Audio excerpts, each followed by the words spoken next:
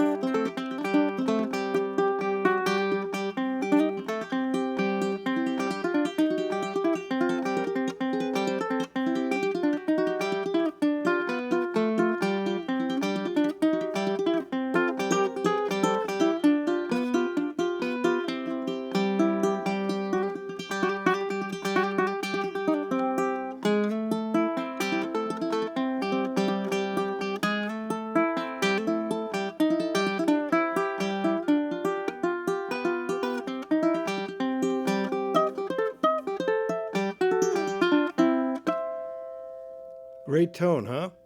Boy, this is a lot of fun to play. Let's talk a little bit about some of the techniques. They'll probably be familiar to you if you've been playing the ukulele for any period of time.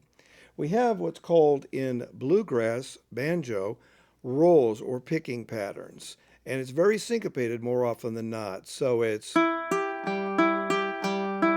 counted out 3, 1, 2, 3, 1, 2, 3, 1, 2. That's a classic five-string banjo roll. Now, the thing that's so creative about Scruggs is that he would do, as you probably already know, a hammer-on. I'm putting my index finger down on the second string, second fret, and bringing down my middle finger on the third.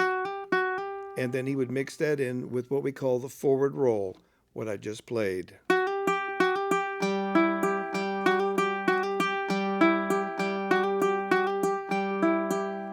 And then he would also do pull-offs, which is we sound the note and then we pluck it. We pull away with our left hand. Hammer on, pull off, forward roll. Then he did this very unusual thing, and I watched him years ago when he was still alive play this in front of a group of people. He does a slide, but he does it with the A minor in slack key tuning in this context. He makes this chord and brings it up like that, and then a backward roll, and the audience went wild.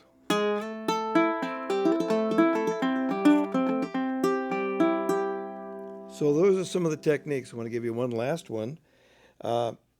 In bluegrass, they use something that's not as sensitive to the audience as other musical instruments. It's called choking, of all things.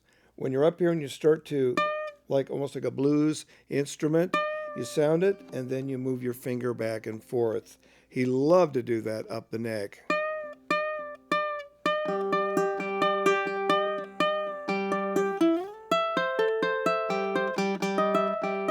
And he loved to do down the neck,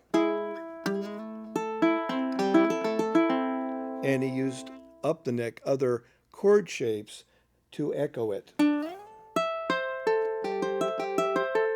And when you put that all together, it's really a good experience. Let me leave you, if I may, with one other technique. I smuggled into the middle of the song something from Dixie Breakdown, which is melodic style. Melodic style is very popular through Bill Keith, did a magnificent job of taking all kinds of fiddle tunes and translating them over into five-string banjo. It can also be done on this instrument. Look how simple this is. Naming off the number names. 3, 2, 1, 4. Forward roll. Now I'm doing it backwards. 1, 2, 3, 1. That's not hard. I take now my fingers, if I were playing in traditional tuning, I would be playing a G7th, but here I'm in slack key tuning, so I lift my finger up and look at that. Typical of melodic style, a two-note chord. Look at this. Open, open, it's going up. Now a two-note chord again. Now if I put that all together, and with this I conclude,